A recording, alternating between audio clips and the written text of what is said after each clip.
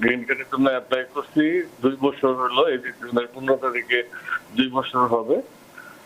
আমি আমার ওয়াইফ, আমার ছেলে মেয়ের জন্য, চারজনের জন্য গ্রিন কার্ডের জন্য অ্যাপ্লাই করছি। আমি এখনো পাই নাই। আমি কি ম্যান্ডামাস করতে পারবো কিনা?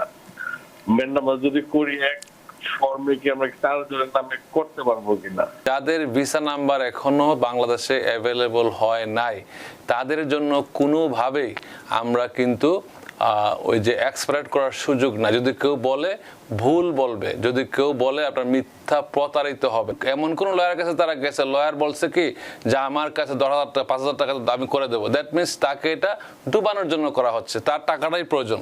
সো এই টাকা করার মানে হয়তো ইমিগ্রেশন আপনাকে ভুলে গিয়েছিল, তখন অ্যাড্রেসটা দিলেন, মোশন ফাইল করা মানেই কিন্তু আপনার অ্যাপ্রুভ হয় নাই। এই ক্ষেত্রে আপনাকে যখন তারা আইস জানবে, আপনি ঘরটা এসে নিয়ে যাবে। অ্যাপ্রুভ হয়ে যে গ্রিন কার্ডগুলো, এগুলো নাকি নাম স্থগিত করে রাখছে, এই কথাটা কি সত্য কিনা? সুপ্রিয় দর্শক, কে আছেন টেলিফোনে, দয়া করে নাম পরিচয় দিয়ে আপনার প্রশ্নটি করুন। জি, আসসালামু আলাইকুম। ওয়ালাইকুম আসসালাম। নিউ ইয়র্ক থেকে সবুজ বলছিলাম। জি, আমার দুইটা প্রশ্ন দয়া করে যদি মঈন ভাই বলে। আমি আসলে অ্যাপ্রুভ হয়েছিল 2 বছর আগে। আমি গ্রিন কার্ডের জন্য অ্যাপ্লাই করছি 2 বছর হলো, এই ডিসেম্বর 15 তারিখে 2 বছর হবে। আমি আমার ওয়াইফ, আমার ছেলে মেয়ের জন্য, চারজনের জন্য গ্রিন কার্ডের জন্য অ্যাপ্লাই করছি। আমি এখনো পাই নাই। আমি কি ম্যান্ডামাস করতে পারবো কিনা? ম্যান্ডামাস যদি করি এক ফর্মে কি আমরা চারজনের নামে করতে পারবো কিনা? আর সেকেন্ড প্রশ্নটা হলো, আমি একটা মানে বাঙালি না, বিদেশি এক লয়ারের কাছে আমি ম্যান্ডামাসের জন্য আলাপ করতে গেছিলাম। সে আমাকে একটা করলো যে অ্যাসাইলাম অ্যাপ্রুভ হয়ে যে গ্রিন কার্ড গুলা, এগুলো নাকি নাম স্থগিত করে রাখছে, এই কথাটা কি সত্য কিনা? যে মঈন ভাইয়ের অফিসে অ্যাসাইলাম অ্যাপ্রুভ হয়েছে, এরকম গ্রিন কার্ড ট্রাম্পের আমলে পাইছে কিনা? অনেক ধন্যবাদ জনাব শওকত আপনার প্রশ্নের জন্য।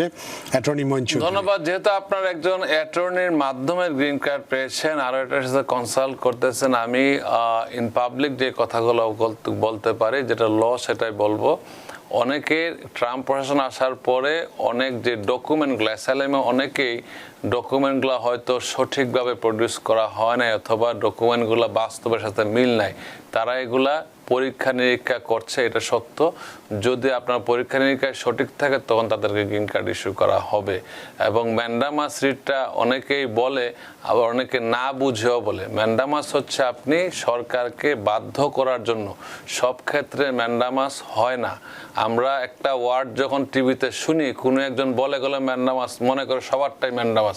যেমন একটা এক্সাম্পল দেব, যাদের ভিসা নাম্বার এখনো বাংলাদেশে অ্যাভেলেবল হয় নাই, তাদের জন্য কোনোভাবেই আমরা কিন্তু ওই যে এক্সপায়ার করার সুযোগ না। যদি কেউ বলে ভুল বলবে, যদি কেউ বলে আপনার মিথ্যা প্রতারিত হবেন, এটা কোনো সুযোগ নেই। ভিসা নাম্বার যখন অ্যাভেলেবল হবে, হ্যাঁ, তখন আপনি চাইলে আপনারটা যেহেতু ব্যাকলগে পড়ছে, আপনি চাইলে বলতে পারেন কজ দেখায় যে আমার এই সমস্যা আছে, হেলথ প্রবলেম, প্রেগনেন্ট, অথবা শারীরিক মানসিক কোনো প্রবলেম হচ্ছে, অথবা আর্থিক সমস্যা, এটা করতে পারেন।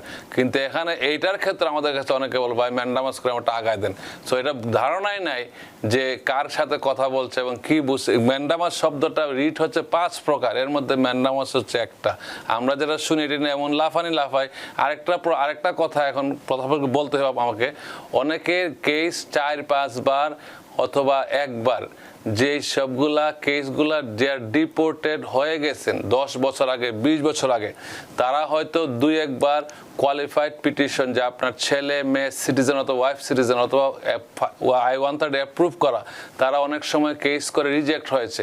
তাদের উচিত দেশ থেকে চলে যাওয়া সরকারের নিয়ম অনুযায়ী, তারা যায় না। এখন এমন কোন লয়ারের কাছে তারা গেছে, লয়ার বলছে কি যে আমার কাছে 10,000 টাকা 5,000 টাকা আমি করে দেবো, দ্যাট মিনস তাকে এটা ডুবানোর জন্য করা হচ্ছে, তার টাকাটাই প্রয়োজন। সো এই টাকা করার মানে হয়তো ইমিগ্রেশন আপনাকে ভুলে গিয়েছিল, তখন অ্যাড্রেসটা দিলেন, মোশন ফাইল করা মানেই কিন্তু আপনার অ্যাপ্রুভ হয় নাই। এই ক্ষেত্রে আপনাকে যখন তারা জানবে, আপনি ঘরটা এসে নিয়ে যাবে এবং আপনাকে তারা এই যে ফাইন যে এখন পেনাল্টি আসছে $1.8 মিলিয়ন ফাইন হচ্ছে যারাই এই দেশে ডিপোর্টেশন হওয়ার পরে মানে অবৈধভাবে ছিল তাদের জন্য সবার ক্ষেত্রেই এরা জেনারেট করছে ফাইন 1.8 মিলিয়ন, কিন্তু এটা কমানো যাবে। কিন্তু 1.8 পর্যন্ত কমাইলে আপনি কত কমাবেন? হয়তো 500,000 দিবেন, 200,000 দিবেন, এই টাকাটাকে আপনাদের কাছে আছে, বাড়িঘর বেচে তো দিতে পারবেন না। সো এই ক্ষেত্রে আপনারা যারা অসুবিধার মধ্যে আছেন, কোনো ফাইনাল কেসে করার আগে 3-5জন লয়ারের সাথে কথা বলেন, দেখেন যে আপনারটাই যে লয়ার কথা বলছে সঠিক বলছে কিনা এবং তার কনফিডেন্স লেভেল কি, তবে লিখিত নেবেন। কারণ এগুলা কিন্তু আপনাদের জীবন মরণ সমস্যা। এখানে আপনাকে যদি অ্যারেস্ট করে নিয়ে যাওয়া অনেক দুঃখজনক। স্বেচ্ছায় চলে যাওয়াটাই ভালো, এইসব অ্যারেস্ট হওয়ার থেকে স্বেচ্ছায় চলে যাওয়াই ভালো।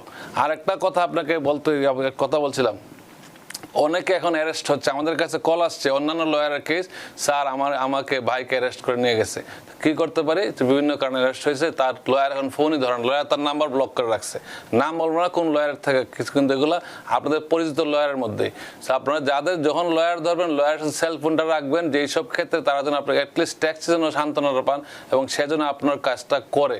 ইটস ভেরি ইম্পর্টেন্ট, কারণ অন্য লয়ার তখন আমাদের কাছে আসলে আমরা কিন্তু আপনাকে চিনি না, আপনার কেসটা আমার কাছে নাই, আমি তখন বলেন যে মুসলিম ব্রাদার হিসেবে বাঙালি ভাই হিসেবে হেল্প করেন, কি হেল্পটা করবো? তখন তো আপনার কেসটা আমার হাতে নাই, আমি অনেক কিছু জানি না, আর আপনাদের কাছে ডকুমেন্ট রাখেনও না।